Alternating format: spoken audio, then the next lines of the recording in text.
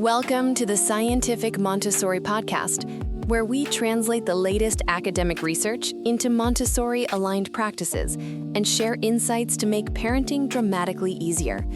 This episode brings you the audio version of our article, Write, Recite, Ignite.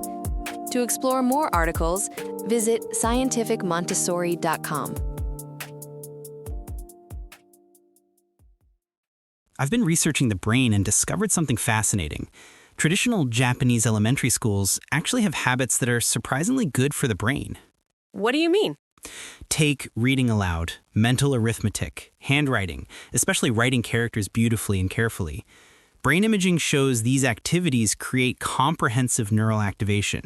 When they become habits, the prefrontal cortex develops. The elementary curriculum probably wasn't designed with neuroscience in mind, yet it's remarkably rational for brain development.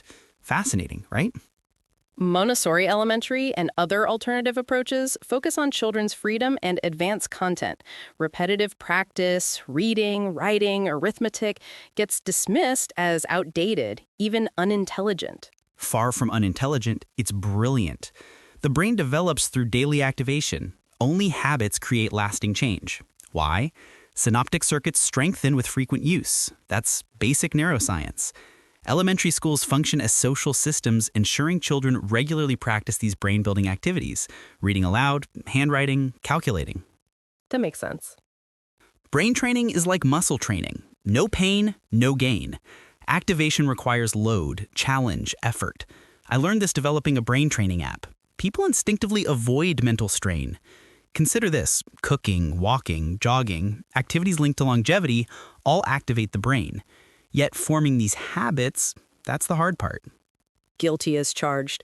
I skipped the brain training exercises I'm bad at. Walking feels like a chore. Elementary education extends beyond the classroom. School transforms daily rhythms: early rising, breakfast, walking to school, greeting crossing guards, socializing with friends. These non-cognitive habits, they're gold for brain development. The research backs this up.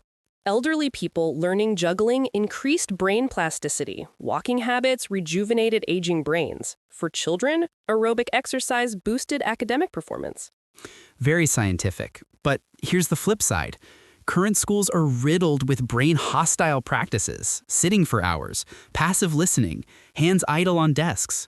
No wonder school refusal rates are skyrocketing, while there may be various reasons. Look at Japanese school refusers' daily routines. YouTube marathons, gaming binges. Even learning center kids gravitate toward low-sensory, low-challenge activities. Minecraft, coding. Comfortable, but not brain-building. That's a serious problem for development. The root cause? Parents and learning center operators haven't scientifically studied development. They confuse freedom with abandonment. Left to their own devices, literally, children disappear into digital worlds, neglecting sensory experiences in the real world. The research is terrifying. Internet-addicted children don't just fail academically, their brain development halts. It's a cruel choice in Japan. If you avoid school, you have freedom, but smartphone, game, and internet addiction await. But if you go to school, you lack freedom, and unpleasant things like bullying, mental starvation, and military-style education await. International schools and alternative schools break through this dichotomy, but their tuition is ridiculously expensive. Currently, for most families, even if they wish for their children's healthy development, their options are limited. So I think most people hope for reform in existing schools. But reform faces resistance. The winners of the current system, those with prestigious degrees, comfortable lives, why would they want change? Their identity depends on the status quo. Right. They're myopic, maybe selfish, but can we blame them? The system trained them this way. Compete, win, protect your position. True. The Japanese poet Miyazawa Kenji captured this perfectly in an outline of peasant art. Let me read it here.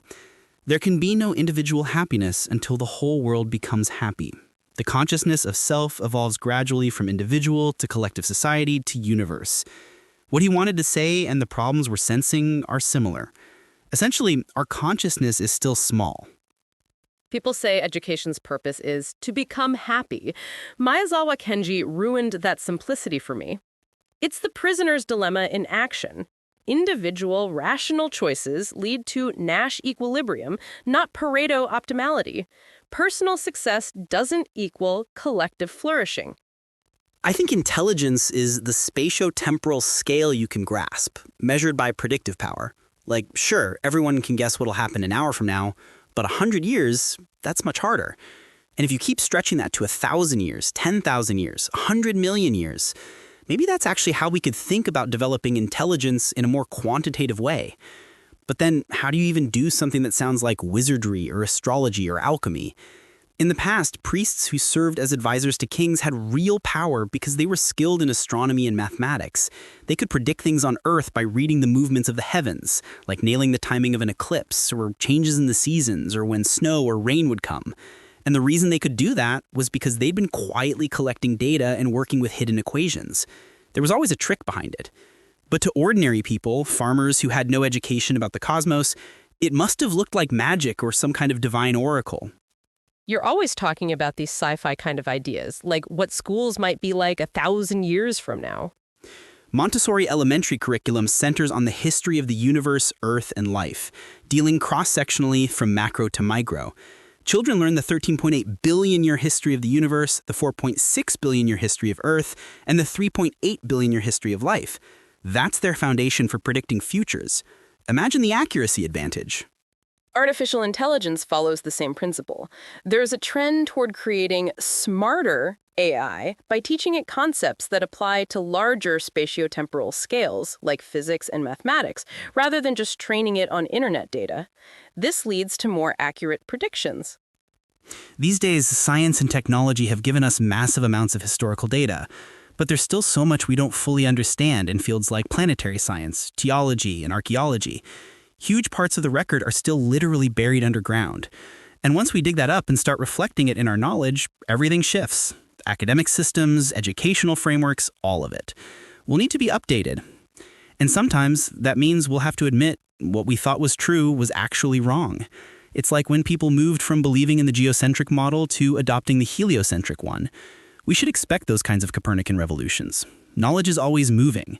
That's why we need educational systems that can stay strong and flexible through constant change. These revolutions are happening all the time, in big ways and small. Some people don't wait for society to catch up. They bring these radical new truths into their daily lives before the rest of us even notice. Quite a few are already living through their own personal Copernican revolutions. The future is already here. It just hasn't reached everyone yet. Montessori education itself isn't mainstream in Japan yet. While some countries have made it public education, in Japan there are almost no private schools offering it.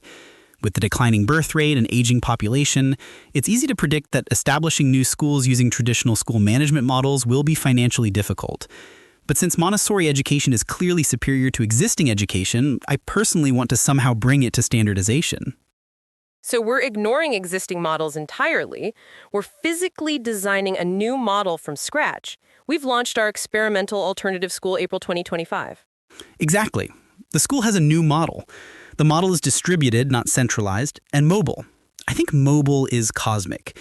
We'll discuss the details another time.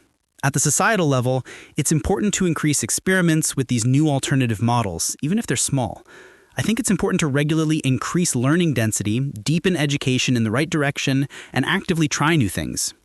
The brain research I cited earlier also says that acquiring new skills activates the prefrontal cortex. Sure, individual prefrontal development matters, but I think we also need to talk about something bigger, like the prefrontal cortex of society, maybe even of the universe. Between the ages of 6 and 12, imagination really expands. That's when independent thinking starts to emerge, and that's crucial. Elementary school, at the very least, should train kids for that shift. Current schools do help kids build some healthy brain habits. That's good and worth keeping. But we also need to move to the next stage where the brain isn't just active, it's used more purposefully.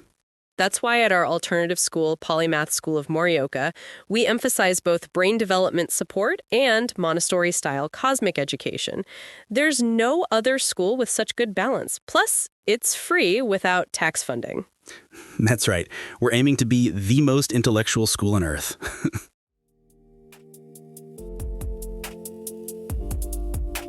Thank you for listening to the Scientific Montessori podcast. We hope today's episode helped you see how research and Montessori principles can make parenting simpler and more meaningful.